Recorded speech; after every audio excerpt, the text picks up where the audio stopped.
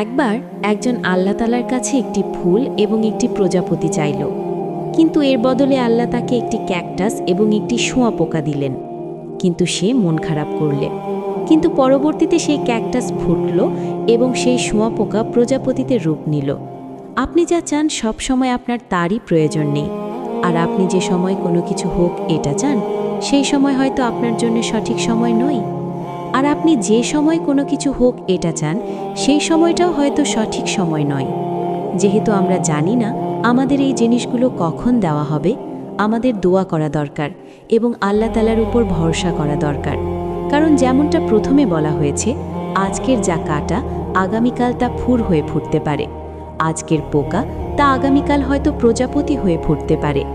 আজকে আপনি যা অপছন্দ করছেন, আগামীকাল হয়তো সেটার জন্য হয়তো আল্লাহকে শুকরিয়া জানাবেন।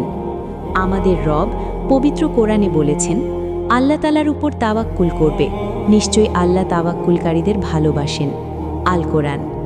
এই ভিডিওটা আপনি আপনার সেই বন্ধুকে পাঠান যিনি বলেন, আমার দোয়া কেন কবুল হয়নি।